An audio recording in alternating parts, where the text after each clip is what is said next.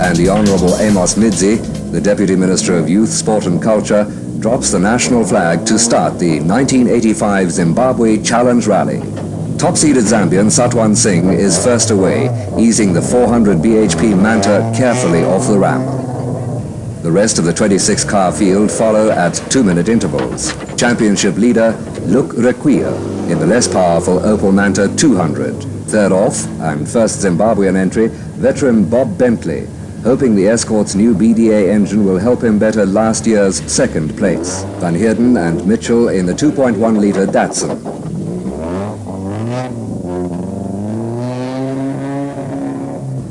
A relaxed Rob Rushforth and Frank van der Linden, surely nervous at the thought of his first challenge. Doug Smallman and Brian Taylor in the too pretty to rally Nissan Skyline.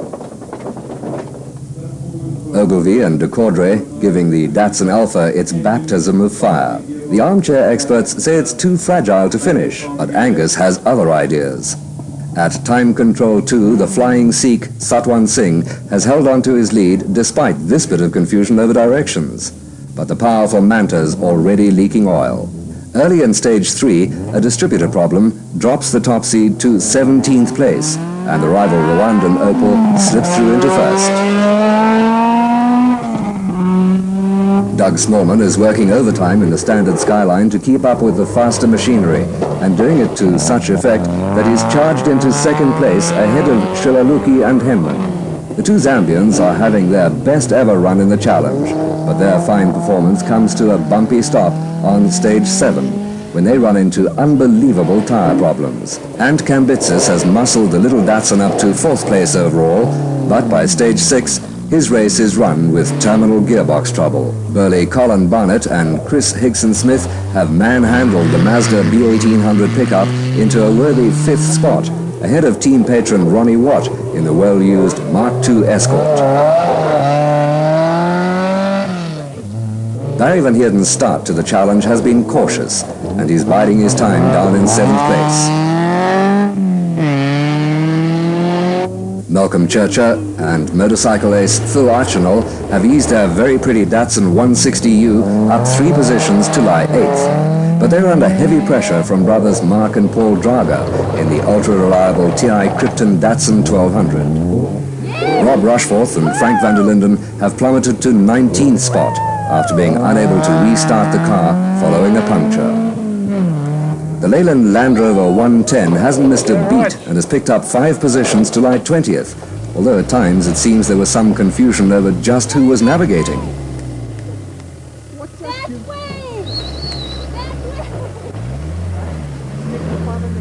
National champions Bentley and Rowe are way down the field in 23rd after a faulty oil filter pumped out all the BDA's oil. At the first service point, the crews worked feverishly on Kambitsis's ailing Datsun and Graham Mitchley's Peugeot 404. Navigator Alec Dalton struggles to repair the odometer, and they're back on the road without too much delay.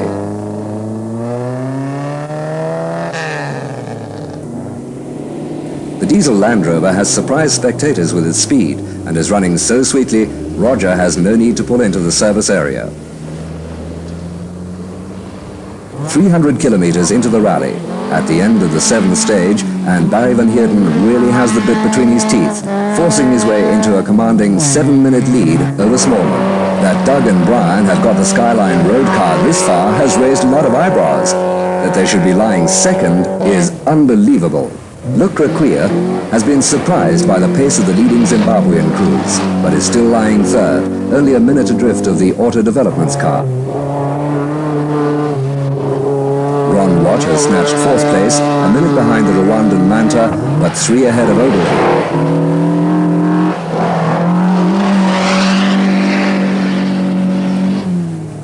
Satwan Singh has the measure of the Opel Manta 400 now, moving up 9 positions in a hard charge up the field. Rushforth and van der Linden have made up time after their early problems, but now the Datsun motor has burnt a valve, and the exhaust is broken. Bob Bentley and John Rowe limp through, but the BDA is obviously on its last legs, and they retire at the end of stage 9. A disappointing blow to Zimbabwe's hopes for an outright win. At the service point, Robbie Rushforth and his crew struggle to sort out the Datsun motor, while Malcolm Churcher goes through in 7th place.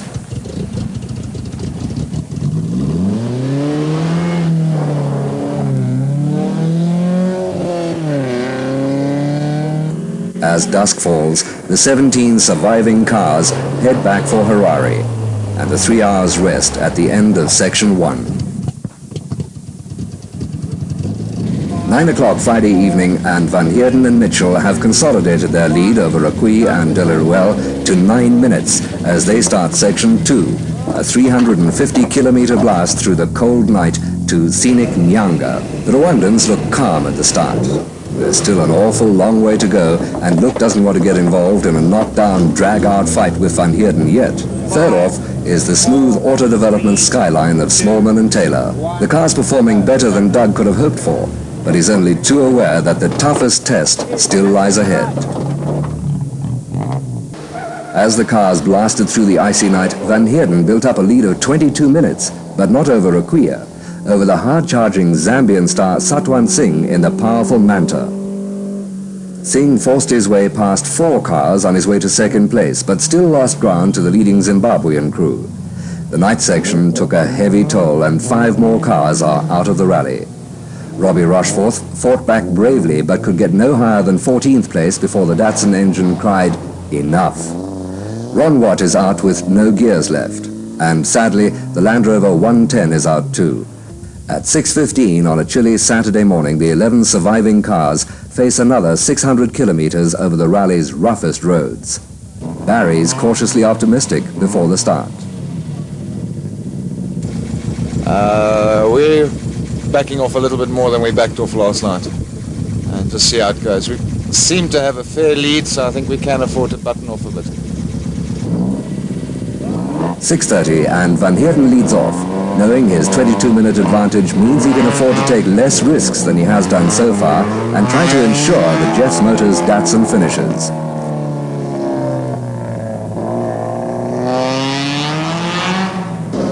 Satwant is a threatening second,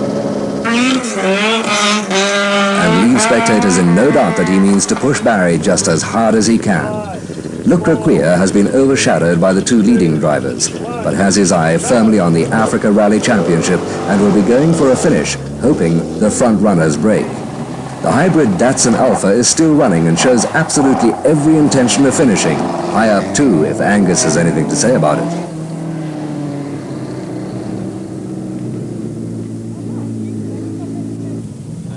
Doug Smallman is 5th in the auto development skyline, probably wondering to himself just how long the road car can stand up to the kind of punishment he's been handing it.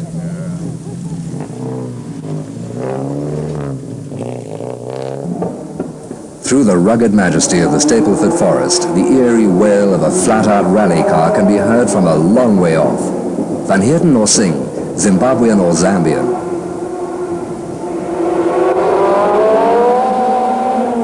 It's Satwan Singh, and he's pushing the Opel Manta hard. But where's Barry?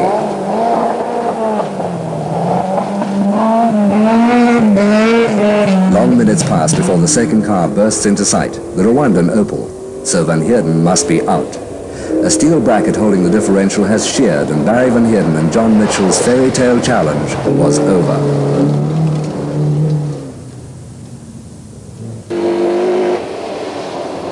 Ogilvy has no time for commiserations though.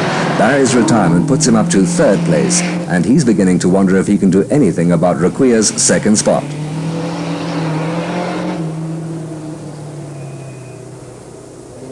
The gutsy Skyline is beginning to feel the strain of being an overnight rally car. Smallman and Taylor lost their rear brakes outside Troutbeck, and at Ruda they had to change a front strut.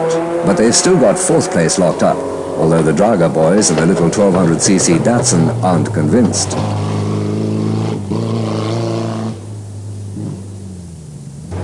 Colin Barnett's 8 minutes down on Mark and Paul, but seems unable to make any impression on the TI Krypton car. Malcolm Shields is a long way back in the elderly Cortina, but running like clockwork and looks a certain finisher. Mitchley and Dalton are struggling on with a 404. Graham's lost a couple of gears, and he's finding they're just the ones he needs most. 9 battered survivors limp into Mutare at the end of the rally's toughest section. 16 cars have dropped out, and there's still 350 kilometers to go. Singh is now in the lead by over 30 minutes, but has the Manta's oil leak been cured? No, I still got an oil leak, and we've got more problems. We've got brake problems now. I believe the other Opel Manta also have the same problem, the brakes. The front brake caliper just boils and starts leaking. So he's got a brake problem, I've also got a brake problem.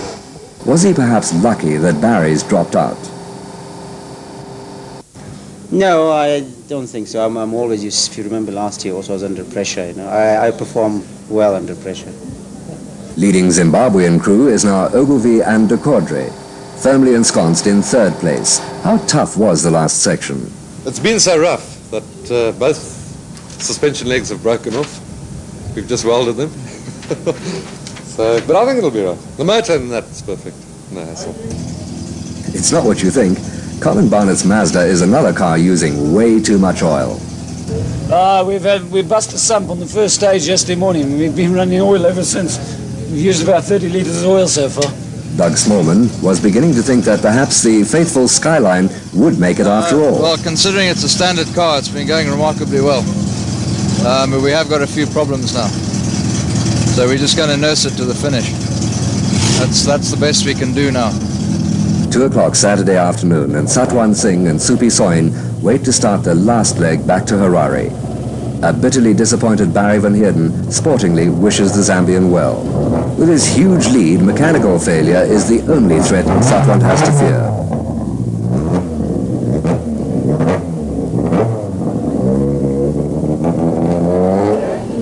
Raquia has a solid second, 11 minutes ahead of Ogilvy. At Nyazura, Satwant has maintained his 30 minutes lead, despite having to make frequent stops for more oil, and the Zambian ace is in a seemingly unassailable position.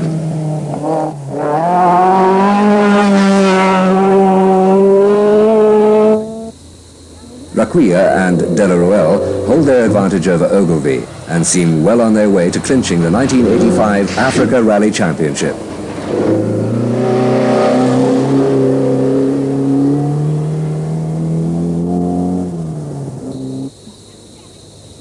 Angus and Duke's challenge to the 2 Opels appears to be over, but they're far enough ahead of Smallman's Skyline to be certain of a well-deserved 3rd place.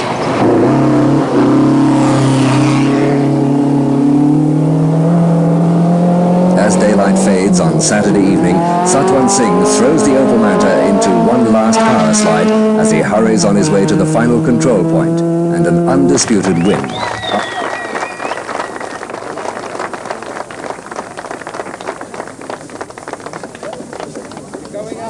After 1,400 bone-jarring kilometers, the strain is over, and the 9 surviving crews arrive back in Harare for the official finish.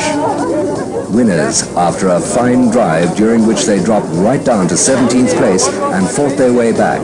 Satwan Singh from Zambia and Supi Soin from Kenya. Second place to Rwandan's Luc Raquia, who further consolidated his lead in the Africa Championship, and Martin De La Ruelle, who wins the Africa Championship Navigators title. A delighted 3rd place after confounding the critics, Zimbabwe's Angus Ogilvy and Duke de Cordray.